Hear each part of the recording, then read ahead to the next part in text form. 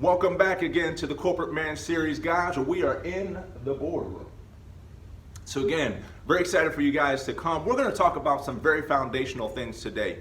I would be remiss if I didn't lay a foundation when it comes to manhood, so you understand that, yes, we're going to talk about things that are going to impact your career in business, right? Things that you want to be doing on a daily basis. But more importantly than that, the underlying things concerning manhood have to be laid so that we understand a clear foundation of what we're talking about when we're talking about manhood.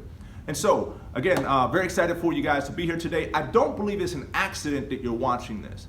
So please don't take it as just a click that I'm going through or just information that I know, okay, I just added some information to my library of information. But these are things that, hey, if you understand it and begin to implement it, I'm telling you, you're going to reap the benefits and rewards of what we're talking about when we talk about manhood. So we're talking about 4 specific things today. Before I jump into that, very instrumental things that we want to talk about. Unfortunately, within society has largely removed not only the definition, but the pathway towards manhood. I would actually ask you the question, rhetorical question, but ask yourself, what was the definition that you were given of manhood? Or when did you become a man? Or what do you see as a man that you want to come into? Those are great questions because, again, largely those things have been removed. They've been supplanted and replaced by things such as, I have a driver's license. Okay, now I can, I have a woman. I have a lady that I'm pursuing. I have a job that makes X amount of dollars, that makes me into something. I now have a sense of pride concerning those things. There's a whole number of things that I'm sure you may have thought of in these last few moments when it comes to those things.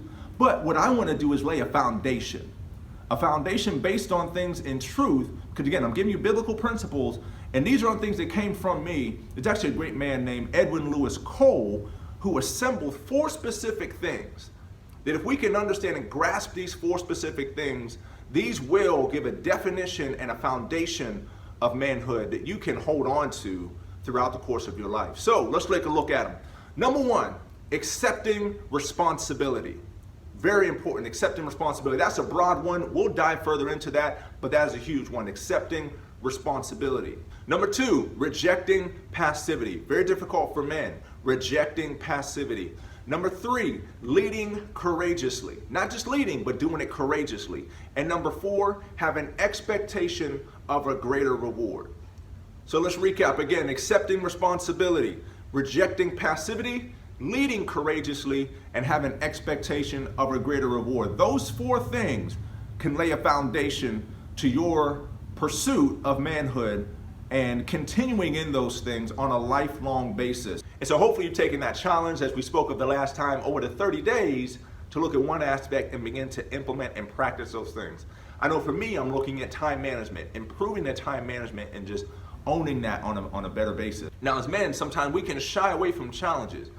We can be all the things in life. We can be the all-star at so many different things, but so many men have a difficulty with being challenged internally. And so I want to challenge you, but I also want to encourage you that you can do these things. These are opportunities for you to come into a greater place of acceptance of these things we talked about: responsibility, rejecting passivity, leading courageously, expectation of a greater reward. And so I want to challenge you, look at one of those things, okay? And now this is the important thing. You have to get yourself into an environment where these things can be cultivated, right? I think I spoke last time where I was in an environment living with my pastor where I was able to have these things cultivated. The responsibility was cultivated on a daily basis. And so I challenge you to get into an environment or to connect with someone, a man, someone older than you, someone that can challenge you into coming into those things and hold you accountable, okay? So I would challenge you to do that. Look at one of those aspects and begin to think, okay, how can I accept responsibility? Looking at the things around me, how can I accept responsibility? Maybe you have a child. Maybe that responsibility can be, all right, I'm going to make sure that my wife or whomever is understanding that I'm going to take responsibility for one additional thing concerning my child. Or maybe my job. I'm going to look at what's one more thing that I know I can actually take responsibility for, not just do, but take full responsibility for, even if it messes up. even if it's not accomplished, to say, I'm the one that's going to take responsibility for it, because that's when we get into a place of manhood. So I want to challenge you with that. And also, again, want to encourage you that, yes, this is a journey that we're going on. Again, not just information, but we're looking at a journey. So again, very excited to go on this with you guys. I'll talk to you guys soon.